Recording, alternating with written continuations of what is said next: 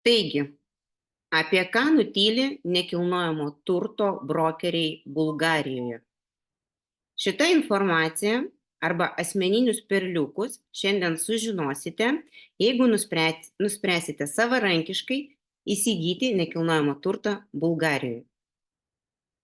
Esu Ala Bernatavičienė. Nuo 2019 metų aš su savo komanda UAB Anvela studijuojam, analizuojam, tyrinėjam, pardavinėjam, investuojam į nekilnojamą turtą Bulgarijoje. Ir šiandien aš iš savo asmeninės patirties, ne iš teorijų, ne iš YouTube, papasakosiu tai, su kuo aš susidūriau, kokią patirtį įgavau ir kuom galėčiau pasidalinti su jumis. Beje, šiandien aš papasakosiu nedaug, o jeigu nuspręsite, kad jums tai yra aktualu ir įdomu, galite užsirašyti į konsultaciją. Konsultacija nieko nekainuoja, o žinias galėsite gauti pakankamai geras. Tai pradėkime. Visų pirma, norėčiau atkreipti dėmesį, kodėl aplamai lietuvaičiai investuoja į nekilnojamą turtą užsienyje. Ir čia aš pažymėjau pagrindinius 6 aspektus. Tai yra pirma kategorija ir jinai visiems aiški ir suprantama, tai yra tie žmonės, kurie nori pelno. Kaip pavyzdys, jie perka iš brėžinių, iš pamatų arba pradžia statybos tik prasideda. Ir kaip pavyzdys, toksai objektas gali kainuoti būstas 50 000 eurų arba 100 000 eurų, o kai po 2 metų pasibaigia statybos, jau įvyksta pilnas pridavimas, jie gali parduoti už 100 ar už 150 000 eurų. Manyčiau, per 2 metus 50 000 eurų pelnas pakankamai geras, nors žinau, kad tai yra labai savita sąlyga. Antra kategorija ir jinai labai yra populiari Lietuvoje ir mums lietuvaičiams jinai yra labai priimtina, tai yra uždarbis iš nuomos organizavimo proceso. Lietuvaičiai vadina, tai yra saugi investicija. Turiu nekilnojamą turtą ir po truputį nuomoju. Taigi, lygiai taip pat ir lietuvaičiai perka nekilnojamą turtą užsienyje, kad galėtų nuomoti. Taip pat tai yra trečia kategorija – atostogų būstas, kuomet šeimos perka tam tikrus apartamentus, tačiau jie patys dažnai atvažiuoja arba tiesiog visai vasarai arba mėnesiui, leidžia draugam paviešėti, patostogauti, bet jie neorganizuoja nuomos proceso, tai yra tiesiog emocinis pirkinys dėl savęs, dėl savo šeimos. Dar viena kategorija, kuri atsirado pakankamai nesenai ir aš turiu patirtį labiau su Vokietijos senjorais, tai yra antri namai, kuomet vokiečiai senjorai gauna pakankamai gerą pensiją, jie gali sau leisti gyventi bet kokioj šaly ir jie pasirenka tokią šalį, kurie jie negalėjo galbūt pasirinkti, kol dirbo, augino vaikus, jie pasirenka šiltesnius kraštus, kur maistas yra kokybiškesnis, geresnis ir galbūt pigesnis ir pačios sąlygos buvimo ir vietos daugiau kelia emocinių pasitenkinimų ir žmonės jau taip leidžia savo senatvę. Taip pat į šitą kategoriją norėčiau tuo pačiu įskirti, kad ir nesenai atsirado, gal jau prieš pusę metų, labai suintensyvėjo pas mane užklausos, grynai dėl politinės situacijos. Žmonės tiesiog dėl savo baimių galvoja, kad turėčiau būstą užsienyje, neduok dieve, jeigu kažkas tai atsitiktų, aš tiesiog būsiu saugus, kad aš galėsiu kažkur tai išvykti ir pabūti ten kurį laikotarpį. Penkta kategorija tai yra namai darbui nuotoliu ir jinai yra populiaresnė tarp jaunimo arba tarp tų žmonių, kurie gali leisti savo dirbti online, jiems nesvarbu tada, kurioje šalyje jie bebūtų, darbas vyksta, pinigai ateina, o pats žmogus mėgaujasi gyvenimu šiltuose kraštuose. Beje, turiu tokį klientą, kuris pasiskaičiavo, kad jam gyventi Bulgarijoje ženkliai pigiau ir naudingiau negu Lietuvoje. Na ir paskutinė kategorija tai yra rizikos paskirstimas. Ir čia galėčiau įvardinti tokius, kurie turi nekilnojamo turto Lietuvoje, tačiau dėl mokestinių tam tikrų pertvarkymų galvoja paskirstyti rizikas ir įsigyti nekilnojamą turtą užsienyje dėl mokestinės aplinkos, galbūt tiesiog, kad nesudėti vienų kiaušinių į vieną vietą, tai normali praktika. Tai dėl tokių priežasčių žmonės perka nekilnojamą turtą, ypatingai lietuvaičiai, užsienyje. Na ir svarbiausius perliukus aš jums norėčiau įvardinti, jeigu jūs, pavyzdžiui, asmeniškai norėtumėte įsigyti nekilnojamą turtą Bulgarijoje. Kodėl Bulgarija? Jinai yra specifinė šiek tiek šalis, jinai skiriasi ženkliai nuo kitų pietų šalių arba nuo kitų Europos šalių. Ir ką reikėtų žinoti prieš pradedant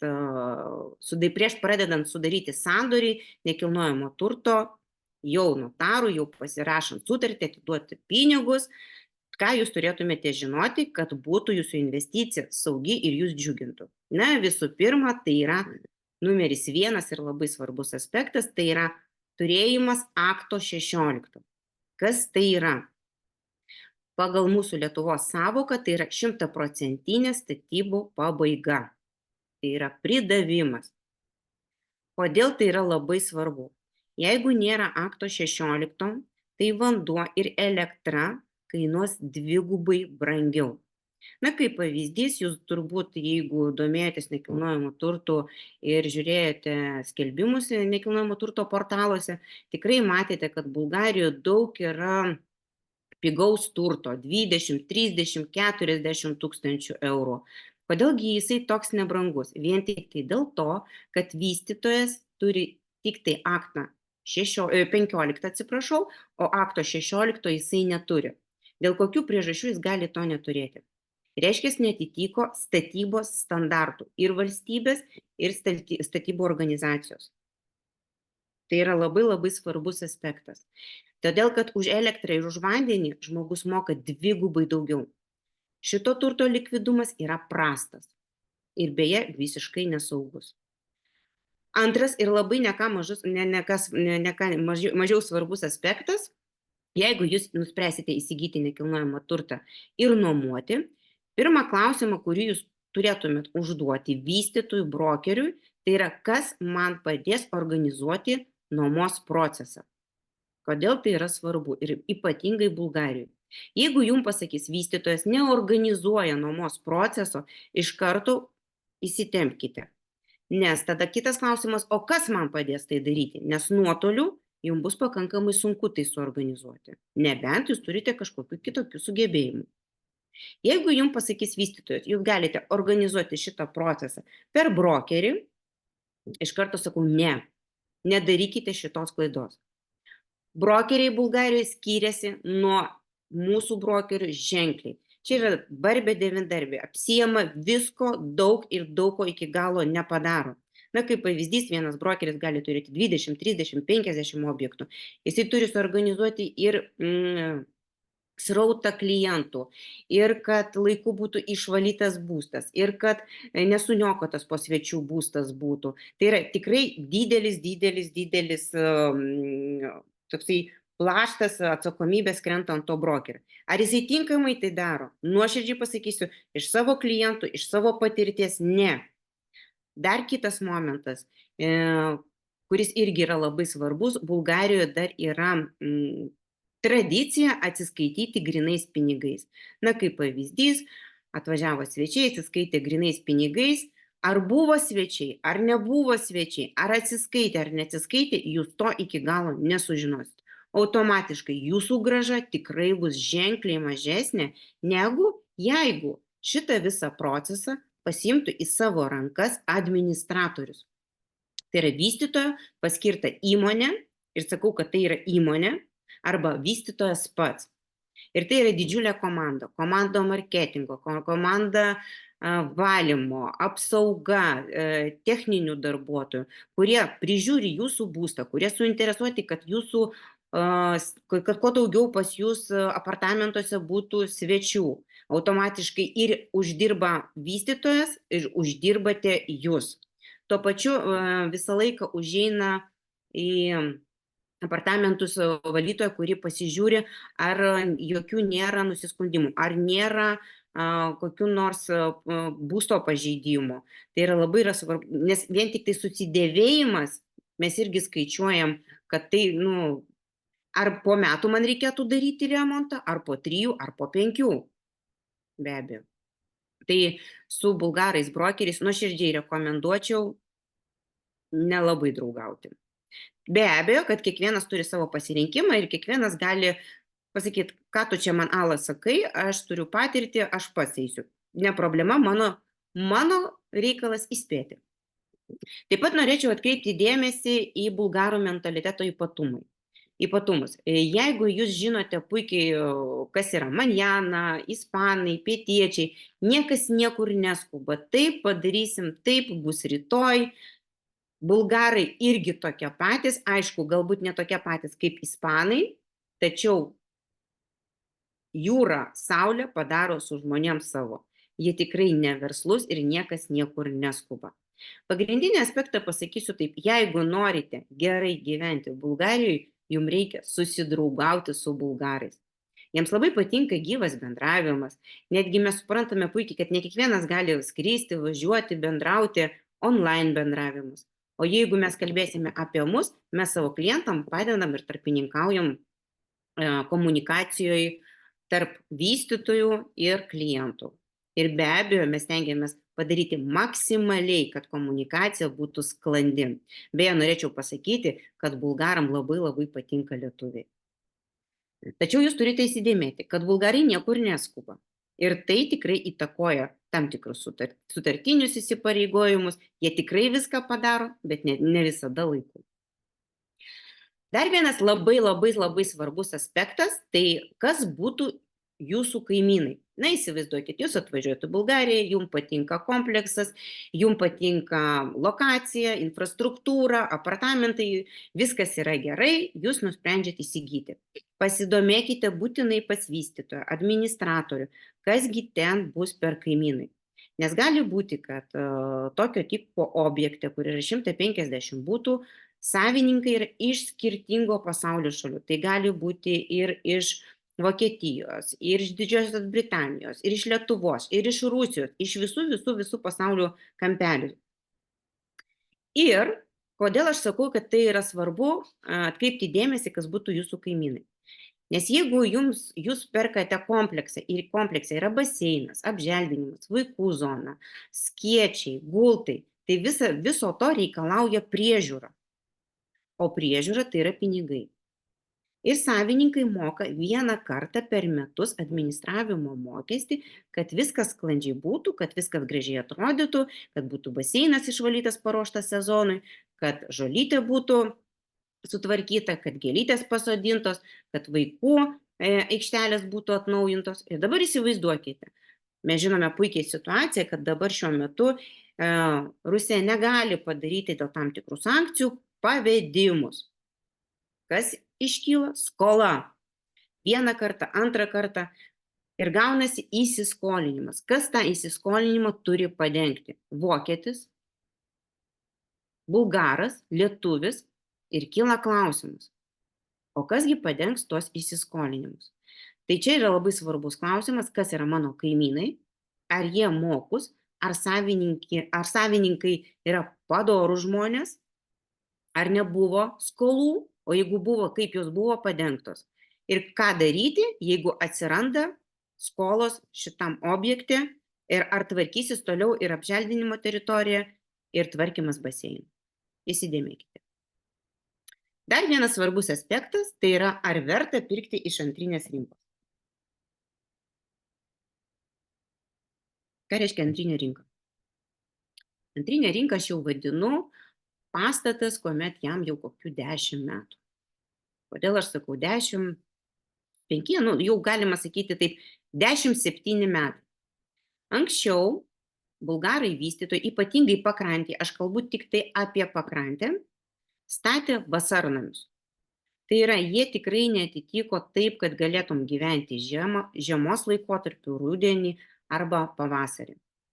Bulgarija yra tikrai pakankamai šiltas klimatas, kai galima atvažiuoti ypatingai mums iš Lietuvos rudenį, žiemą, pavasarį ir mėgautis nuostabių orų. tačiau ant tiek nekokybiška statyba buvo, kad kondicionierius, kuris šildo tą kambarį, sienas taip ir neiššilo. Tai kaip ir man, savininkui būsto, kažkiek nekomfortiška būtų tenais būti. Tačiau tai dar ne viskas. Langų kokybė nesandari, sienos plonos, tai yra viskas, kas vyksta lauke, jūs girdėsite, kas pas save namuose. Na, iš tikrųjų, galiu dar pasakyti tokius aspektus. Atkreipti dėmesį į renovaciją, atkreipti dėmesį į kaip eksploatuojamas pastatas ir svarbiausias dar momentas, ar pastatas turi, jeigu tai mes kalbam apie apartamentus, ne viešbučio paskirties, o gyvenamosios paskirties paskirtį. Taigi šitas aspektas yra svarbus, tačiau pagrindinę informaciją norėčiau dar perduoti, kad notarai, jeigu mes kalbam apie sandorį Bulgarijos, jie nežiūri, ar tai turi būtas įsiskolinimo, turi mažamečių vaikų. Jie tiesiog tvirtina sandorį. Kaip pavyzdys, aš Ala perku butą pas Petrą, man Petras perdavė pinigus, aš jam perdaviau nuosavybės teisės. Tačiau notaras netikrina, ar turi įsiskolinimų, ar administravimo skolos padengtos, ar ten yra mažamečių vaikų, ar galbūt keli bendrasavininkai. Ne, jisai tvirtina tik patį faktą. Tokiu būdu aš jums rekomenduočiau, kai jūs susidursite su antrinė rinka, visgi pasisamdyti teisininką, kad jisai visą dokumentaciją patikrintų ir kad jūs būtumėte saugus. Geriau vieną kartą investuoti į teisininką, negu padaryti tokią klaidą. Nes buvo mano istorijoje ir tokių klaidų. Jeigu mes kalbame apie investicinį būstą, labai rekomenduočiau atkreipti dėmesį į regioną. Bulgarija turi labai didelę pakrantę, tai yra beveik apie 400 kilometrų. Ir atrodo, galėčiau ir ten įsigyti, ir ten, o kodėl, pavyzdžiui, vienam regione kaina yra ženkliai žemesnė, kitam ženkliai brangesnė, dėl kokių tai vyksta priežasčių. Ir atrodo, atstumas 10 kilometrų, bet kainų skirtumas gali būti ženkliai kitoks. Kodėl tai yra svarbu? Tam tikri regionai yra pritaikyti turistų europiečių.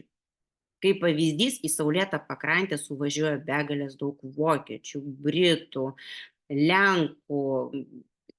Tikrai pritaikytas masiškam europiečių turistui. Infrastruktūra išgerinta, išpuikinta. Restoranai pritaikyti jau pagal mūsų servisą. Ir kai žmogus atvažiuoja iš Europos, jisai galvoja, wow, va čia tai man pasisekė. Ir kainos man patinka, ir paplūdimiai sutvarkyti, ir švarūs, ir gultai yra, ir yra poilsio zonos, ir yra galimybė visą naktį padūkti, nes visur veikia muzika, diskotekos ir taip toliau. Ir tokiu būdu pakrantės surenka labai labai daug turistų.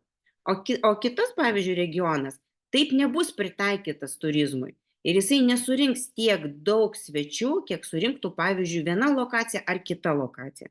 Norėčiau atkreipti dėmesį į tokias lokacijas kaip Svetivla, saulėta pakrantė, Ravda ir Nesebras. Dar vienas labai svarbus aspektas tai yra statybų kokybė. Kai mes keliaujame, jau skrendame su klientais į turą, aš visą laiką perspėju mūsų klientus, kad visą laiką atkreipkite dėmesį į tai, kad mes jau įpratę prie statybų kokybės visai kitos. Pas mus lygios sienos, pas mus plintusai, pas mus taktos, pas mus duris, viskas mes lietuvaičiai, mes šiek tiek papuikinti esame. Tai norėčiau pasakyti, tikrai bulgarai stengiasi, reikalavimas statybų kelia, kokybė gerėja. Tačiau nesitikėkite, kad jūs atvažiuosite, kad ir patį naujausią kompleksą ir tenais nesurasite savo būste defektų. Tikrai jie yra. Ar ten nelygiai padažė, ar ten plintusas ne iki galo priklijuotas, ar dar kažkas, tai tikrai tokių dalykų yra. Galiu atkreipti dėmesį, kad prieš 10 metų bulgarai statė, net nekreipė dėmesį į statybų medžiagas. Tiesiog pirko, ką galėjo supirkti, tą supirko. O dabar jau bulgarai tikrai jie pasižymi tuo, kad būtinai tai turi būti kokybiškos statybos medžiagos, kad tai būtų storesnės sienos, kad galėtų žmonės gyventi ne tik tai vasarą, bet ir žiemos periodu, kad būtų šilta, kad garso izoliacija būtų kitokia. Tai statybų kokybė gerėja, bet iki Lietuvos tikrai dar nuoširdžiai pasakysiu, dar ne. Dar, šiek tiek reikėtų jiems pasistengti. Va. Ir atrodo, jau viskas yra, aktas 16 yra. Ir nuomos procesą organizuoja vystytojas ar administratorius. Ir aš suprantu bulgaro mentalitetą ir jau susidraugavau ir neturiu jokių lūkesčių. Ir man kaimynai atitinka, ir nauja statyba, ir regionas geras. Viskas man yra gerai su tuo pasirinktu mano pastatu. Tačiau dar vienas niuansas, kurį aš pažymėjau, į kurį jūs turėtumėte atkreipti dėmesį. Tai yra, ant kiek lankstus bus vystytojas. Ką turiu omeny? Dauguma vystytojų savo sutartyje nurodo, kad be jų leidimo jūs negalite nei nuomoti, nei parduoti savo būsto. Tai gaunasi, kad jūs kaip ir įkaitas. Lygtais aš turiu savo būstą, bet aš jį negaliu parduoti. Kodėl aš negaliu parduoti, jeigu tai yra mano nuosavybė? Tačiau yra punktas toksai sutartyje pažymėtas. Jūs galite parduoti, bet jūs turėsite sumokėti 10% nuo turto vertės netesybų. Ir kaip pavyzdys, įsivaizduokite, jūs norėtumėte parduoti už 100 000 savo apartamentus pats ir 10 000 dar sumokėti vystytojui už tai, kad jūs parduodate. Nesąmonė. Teisingai. Bet vystytojas gali parduoti jūsų apartamentus. O va čia mes patenkam į spąstus. Nes vystytojas, o jeigu ypatingai jums reikia greitai tai padaryti, vystytojas greitai to nepadarys, nes jisai niekur neskuba. Pastatas parduotas, priduotas, nuomos procesas vyksta. Ko jums skubėti? Čia jums reikia skubėti, jam tai nėra ko skubėti. Jisai niekur neskuba. Galų galiausiai, jisai jums dar išstato savo kainą ir jūs gaunate įkaitas visos šitos situacijos. Ir tikrai nemažai tokių klientų pažįstu, žinau, kurie savarankiškai pirko, džiaugiasi tol, kol nesusidūrė su pardavimu. Tai būtinai įdėmiai skaitykite sutartį, būtinai. Nes jeigu šitas punktas bus, jūs tiesiog kaip ir turėsite nuosavybę oficialiai, bet pasinaudoti normaliai kaip savo būstų jūs negalėsite. Keliaukime toliau. Aš tikiuosi, kad informacija, kurią aš jums sakau, jinai yra naudinga. Jeigu jinai yra jums naudinga, tai uždėkite pliusą, laiką, ką nors tokio. Jeigu ne, tai Taip, ir norėčiau jums parodyti nuotraukų, kaip atrodo paplūdimiai prižiūrėti Bulgarijoje. Beje, Bulgarijoje, ypatingai saulėtoje pakrantėje, yra nuostabaus grožio, purumo ir smėlio paplūdimiai. Ypatingai daug šeimų atvažiuoja su vaikais. Valomas smėlis kiekvieną vakarą surinkinėjamos šiukšlės, kiekvieną vakarą traktoriukas pravažiuoja, supurena smėliuką, jūs vakare galėtumėte stebėti šitą vaizdą. Tai yra lauko paplūdimio arba paplūdimio klubai ir kiekvienais metais, kiekvieną sezoną jie vis gerinami. Šituose klubuose visą laiką organizuojami žaidimai, diskotekos, restoranai. Jūs galite tiesiog gulėdami paplūdimyje mėgautis tikrai prabangiu maistu, kokteiliais, muzika ir dalyvauti žaidimuose. Beje, bulgarai iš tikrųjų nuoširdžiai pasakysiu, kadangi nuo 19 metų dirbu, tai labai stengiasi ir puikina ir gerina savo paplūdimius tokiom kavinėm kiekvienais metais. Ir šiais metais, aš nesenai grįžau iš Bulgarijos, aš matau, kad dar viena kavinė jau laukia savo atidarimo ir ten matau, suvežė nuostabius gultus, jau bus irgi papuikinta ir aš labai laukiu, kada jau galėsiu ten nuvažiuoti. Tai yra senamiestis, Nesebras, 3000 metų paveldas, UNESCO saugomas. Arba kitaip pasakysiu, tai yra 7 bažnyčių sala. Sala nedidelė, tačiau tai yra vienas iš seniausių miestų, tvirtovių ir turistai tenais lankosi ištisus metus. Beje, norėčiau pasakyti, kad ten labai daug restoranų, parduotuvyčių, autentiškumo bulgariško labai daug. Ten tiesiog gali leisti visą dieną arba smagiai vakarą. Beje, norėčiau pasakyti, kad turistus taip pat traukia ir žiemos kurortai. Nuostabus galite įsivesti arba pasižymėti Bansko, Pamparovo slidinėjimo kurortai. Šiai dienai jie iš vieno iš aukščiausio lygio. Jeigu nuoširdžiai pasakyti, kaina ir kokybės santykis tiesiog stebina. Ir mums, ypatingai europiečiam, tai yra, kaip medum patepta tenais. Mano daugelis klientų, aš tiesiog, dar neslidinėjau, tai mano daugelis klientų buvo ten ir sako, Ala, rekomenduok, jeigu paklaus, ar verta, verta. Na, be abejo, bulgarai pasižymi savo spa, sanatorijom, purvais, mineraliniai. Ir beje, labai labai yra pamėgtas kurortas izraeliečių. Izraeliečių tai yra iš Izraeliaus daug svečių atvažiuoja, be abejo, kad jiems tai yra pigu, tai yra gera kokybė, labai daug klinikų, gydyklų, sveikatingumo sudaro programų. Vandens pramogos, nuo vandens motociklų iki kaitavimų, windsurfingų, visokių pripučiamų atrakcijų. Ir jūs čia matote bokšteliai, kalneliai, tai yra pats didžiausias Balkanuose vandens parkas. Šitas vandens parkas randasi šalia mano namų, 800 metrų, ir aš jums irgi taip pat pristatysiu šitą kompleksą šiandien. Jeigu jums bus aktualu, galėsite detaliau sužinoti arba pamatyti asmeniškai. Na ir maistas. Be abejo, Bulgarijoje nuostabus maistas, bet į maistą nereikėtų žiūrėti, o maistą reikėtų ragauti, skanauti, mėgautis. Daug labai šviežio maisto, jie tikrai daug augina dar savo šiltnamės, atrodo, Bulgarijoje kaip ir nereikėtų šiltnamių, bet žinokit, jie derlius nuiminėja kelis kartus per sezoną. Na ir kasgi traukia investuotojus, kodėl perka nekilnojamą turtą Bulgarijoje? Na, be abejo, tai yra išvystytas turizmas, ypatingai toj lokacijoje, kuris pritaikytas europiečiui turistui. Tai be abejo žemos kainos, politinis saugumas, NATO, Europos Sąjunga, Šengenas ir be abejo lengva susikalbėti. Daug kas kalba rusiškai, gali susikalbėti rusiškai ir angliškai. Tai susikalbėjimas yra tikrai lengvas ir susisiekimas yra labai lengvas.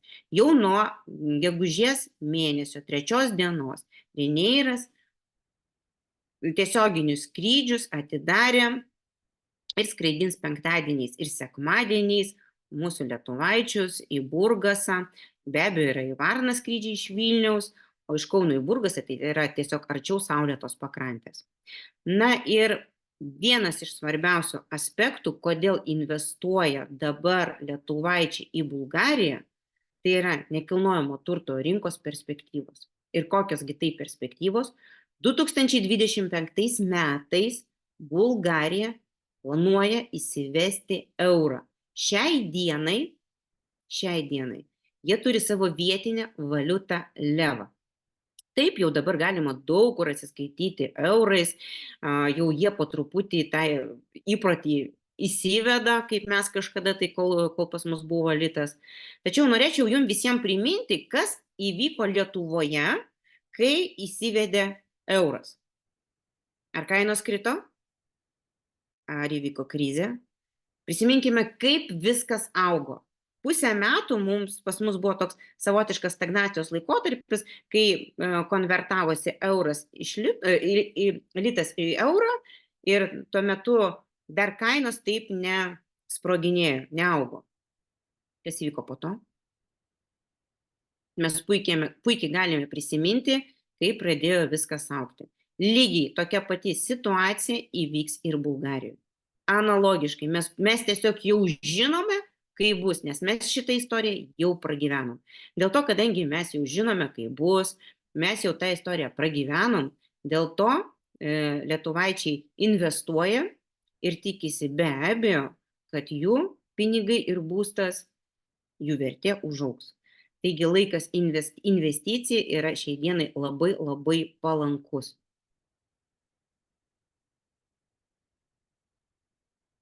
Ir norėčiau jums pristatyti mūsų kompleksą Belicity.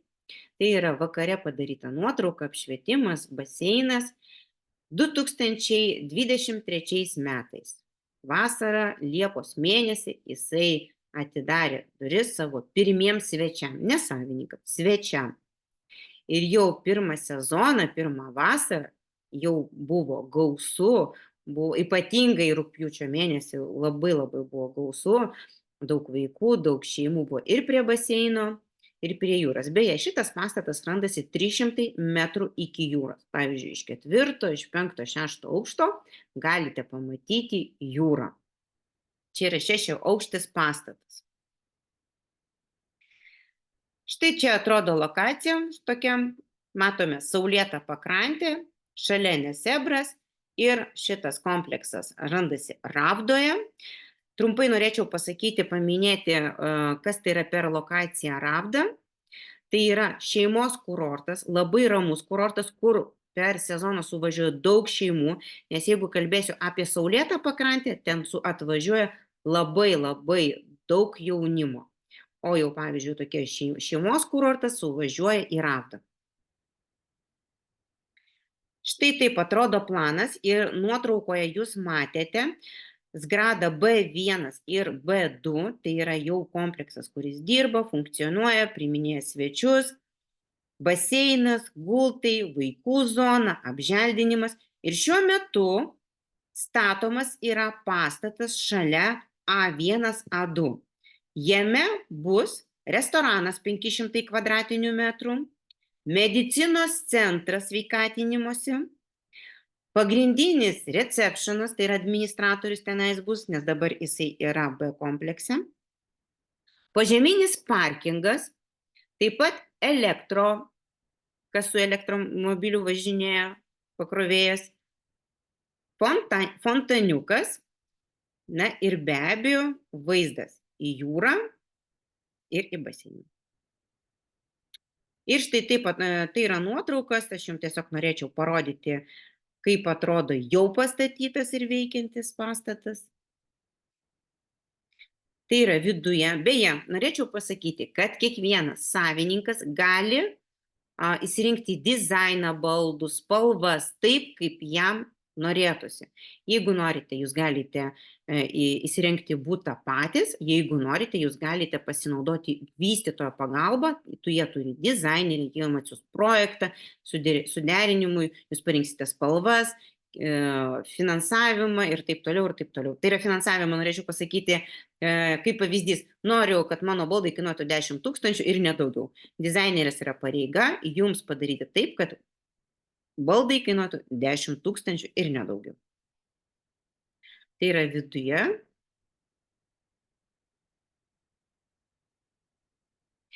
Na ir norėčiau apie šitą kompleksą Belicity pasakyti kitaip. Tai yra lietuvių namai. Prisimenat, aš jums sakiau, kad labai yra svarbu žinoti, kas tai yra tavo kaimynas. Tai šitam pastate, arba kitaip pasakysiu, šitam komplekse 95% yra savininkų iš Lietuvos. Ir tik 5% yra, tai yra vokiečiai keli ir ukrainiečiai, mūsų draugai. Ar tai yra saugi aplinka? Labai. Mes turime bendrą chatą, kuriame mes komunikuojam, dalinamės įspūdžiais. Mes tapome jau ne tai, kad kaimynais, mes tapome draugais, o kai kurie susipažinę jau atidarė ne vieną verslą, nes tai yra verslininkai. Mes dalinamės idėjomis, patarimais, kaip galima pagerinti srautą svečių į mūsų kompleksą, kaip galima pagerinti, kad kad grąža geresnė būtų.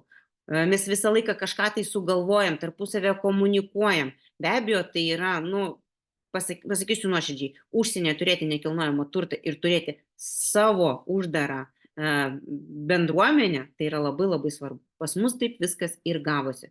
Mes padarėme lietuvių namus su mūsų nuostabia lietuviška bendruomenė. Ir visi savininkai yra iš Lietuvos ir kiekvieną pažįstame. Ir be abejo, tai yra tarpusavio pagalba. Nesvarbu komunikacija, ar tai telefonu, ar online, bet jinai nuolat vyksta. Iš kokių miestų pas mus yra savininkai? Ir iš Klaipėdos, ir iš Šiaulių, ir iš Kauno, ir iš Vilniaus, ir iš Kėdainių, ir iš Kretingos. Tai yra iš visos Lietuvos.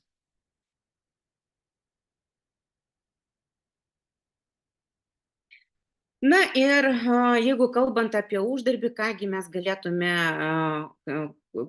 apie kokius procentus mes kalbėsime, pasakysiu, tai iš nuomos organizavimo proceso galima, vidutiniškai mes paskaičiavom, kad uždirbti nuo 5 iki 7 procentų, be abejo, tai yra organizavimas su vystytojo pagalba. Jeigu nuoširdžiai pasakysiu, gerai, grąža tokia, dirba, atvažiuoja svečiai, nuostabu. Tačiau galbūt man kaip investuotojui, nes aš taip pat irgi esu, kaip ir mūsų visi kaimynai, esu ne tik tai tarpininkas, tačiau ir esu ir savininkas apartamentų, tai norėčiau pasakyti, kad man galbūt svarbu tai labiau uždirbti iš būsto vertės augimo. Kai visas kompleksas pasistatys, kai veiks restoranas, medicinos centras, mano vertė, mano būsto vertė užaugs, mano grąža kita bus visai. Kadangi tiesiog jau matau, kaip viskas vyksta, ir taip ir vyksta, kaip sako patys vystytojai, tai, žinokit, neabejoju nei vienu žodžiu, nes tai, ką jie pasakė, jie tai ir padarė, jie įgyvendino viską. Tai manau, kad šitas projektas daug didesnę grąžą duos su laiku, negu aš galiu savo įsivaizduoti. Dar norėčiau paminėti vieną tokį svarbų aspektą, kad šitas visas kompleksas veiks ne tik tai sezono metu. Šitas kompleksas veiks ištisus metus, nes čia bus medicinos centras pirmam aukšte, kai A kompleksas pasistatys, ir jisai neturi analogų visoje Bulgarijoje. Jau šiai dienai mini kompleksas, medicinos centras, 6 aukšte B komplekse, kur jau pastatytam pastate veikia, jau dabar atvažiuoja svečių ir į tą mažą gydyklą. Taigi mes įsivaizduojam, kas bus, kai jau tas centras didelis pasistatys, mūsų kompleksai įsirengs, kiekgi sulauks ten svečių. Beje, svečiai ne tik tai iš Bulgarijos, svečiai iš Kroatijos ir Amerikos. Ir šito komplekso, medicinos komplekso viso organizatorė labai yra įžymi bulgarų medikė. Na ir galėčiau jums pasakoti ilgai ir greičiausiai emocingai, nes Bulgarija tikrai man patinka, tačiau aš kviečiu vieną kartą pamatyti, negu 100 kartų išgirsti. Taigi kviečiu jūs į turą, tai yra nesavarankiškai, kviečiu jūs į turą pamatyti, kodėlgi konkrečiai šitas regionas, kodėl šitas vystytojas, susipažinti su juo, apžiūrėti patį objektą, susipažinti su vystytoju, pasižiūrėti infrastruktūrą regiono, kodėl į šitą regioną suvažiuoja turistai, svečiai. Pamatysime lankytinas vietas, be abejo, paragausime maistą, paskanausime vyną ir svarbiausia, kiekviena tokia kelionė tai yra naujos pažintys. Taigi, ką padarysime mes iš savo pusės, kaip padėsime? Suteiksime jums informaciją apie skrydį, padėsime rezervuoti nakvynės vietas, supažindinsime su vystytoju, suorganizuosime atvykimą į oro uostą, aprodysime jums objektą ir regiono infrastruktūrą ir padėsime gauti atsakymus į visus rūpimus klausimus. Patikėkit manim, kai mes esame vietoj, klausimų visada yra daug. Na ir kogi reikėtų iš jūsų? Pasirinkti tinkamą turo datą, įsidėti pinigų nakvyniai ir maistui apmokėti, nusipirkti lėktuvo bilietą ir pasiimti gerą nuotaiką, entuziazmą ir šypseną. Ir tai aš siūlau tokias datas, gegužės 3 dieną, tai yra penktadienis, ir grįžimas gegužės 5 dieną, tai yra sekmadienis. Kas nori ilgiau, galima skristi gegužės 5 dieną ir grįžti 10 dieną. Arba gegužės 10 dieną ir grįžti 12. O galbūt yra tokių, kurie nori atskristi gegužės 3 dieną ir išskristi gegužės 12 dieną, nes aš ten būsiu lygiai tiek dienų. O vasaros periodu aš būsiu tenais ištisai, tai galėsite bet kada atskristi, pasitiksiu, parodysiu, atsakysiu į visus rūpimus jums klausimus. Tikiuosi, šitas seminaras jums buvo informatyvus. Norėčiau pakviesti kuo daugiau svečių keliauti su manim gegužės 3 dieną, kad galėtumėte įsitikinti, kad tai, ką aš sakau, tai yra tiesa. Patikrinkite mane, labai to norėčiau. O jeigu turite klausimų ir tiesiog dabar nematau čato, ar yra čate klausimų?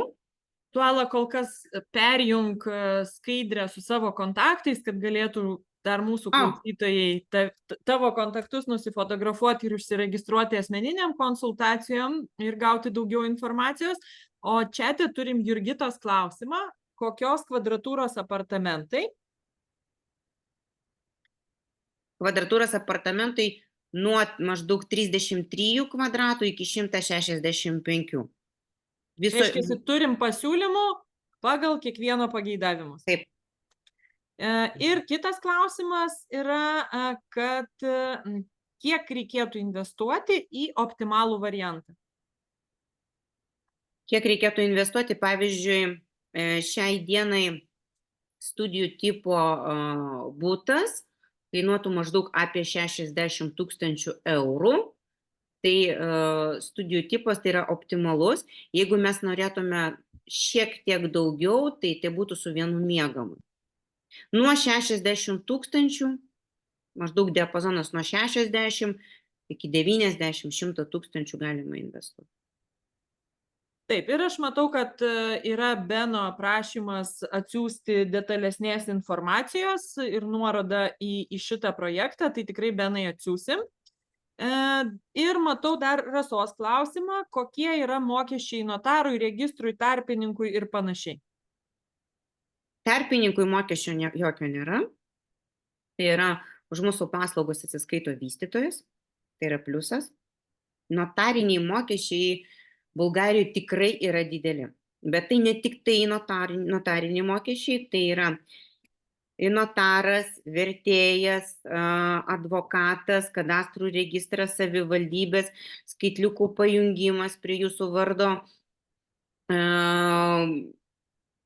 į mokesčių inspekciją ten tokia informacija, koduką gauti tokį, tai maždaug 5-6% nuo būsto vertės. Tai jeigu, pavyzdžiui, mano būstas kainuoja, kaip pavyzdys, 100 000, tai arti 5 000 gali būti visi šitie mokesčiai, sudarant sutartį. Lygiai tokius pačius mokesčius mokės pirkėjas, jeigu jūs pardavinėsite.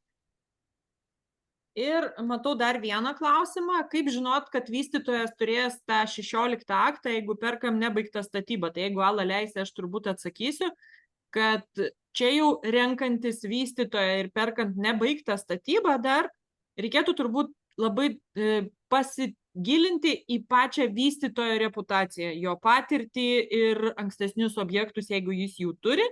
Kaip ten buvo? Pavyzdžiui, mes, kai atsirinkinėjom vystytojus, visada atsirinkinėjom tuos, kurie stato tokios kokybės pastatus, kad būtų pajėgus gauti aktą numerį 16. Na ir tuo pačiu galiu pasakyti, kad šalia jau pastatas, kuris turi aktą 16, automatiškai jisai be abejo, kad jisai turi praeiti tos reglamentus, jisai jau žino tą reikalavimą, kaip daro. Ir mūsų vystytojas labai, net nebulgariškai kabinėjasi prie kiekvieno, tai yra, ir sutartinių dalykų ir taip toliau. Norėčiau taip pat pasakyti, kad mūsų komanda, rekomenduočiau užeiti į mūsų puslapį www.anvela.lt ir ten pamatysite daugiau informacijos apie objektą. Taip pat tenais yra informacija apie mus kaip apie komandą. Dirbame mes su nekilnojamu turtu Bulgarija, Dubajus, Pietų Kipras, tai mes esame tikrai tarptautinė komanda, didelė partnerių prasme, bet maža, mūsų yra 4. Ir buvo dar klausimas, kiek kainuoja teisininko paslauga patikrinti dokumentus perkant, tai čia, žinokit, kiekvieno teisininko įkainiai gali skirtis ir priklausomai nuo to, kokį teisininką rasit, gali būti visiškai skirtingos kainos.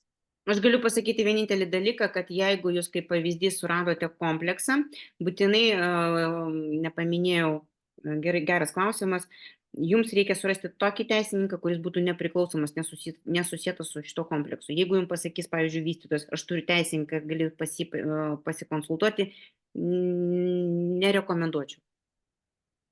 Nešališką geriau teisininką rinktis. Jeigu jums reikės, aš galėsiu duoti kontaktus. Tai matau, kad turbūt klausimai šiandien baigėsi, matau, spaudžia mus irgi laikas. Tai Ala, nuoširdus tau ačiū už informatyvų seminarą. Ačiū visiems dalyviam, kad dalyvavot. Laukiam jūsų klausimų. Laukit, rytoj bus ir seminaro įrašas. Ir tikrai parašykit, kam reikės detalesnės informacijos apie patį mūsų projektą. Tikrai atsiųsim. Ir be abejo, kad galite rašyti, tiesiog geriau pasiklauskite, negu padaryti tam tikrų esminių klaidų. Patirties mes tikrai turim ir jeigu turėsime laiko, atsakysime su mielu noru. Visiems gražios dienos, dėkui Jurgita, dėkui visa Anvelos komanda už palaikymą. Na ir be abejo, visiems gražios dienos, gero vakaro ir saulės.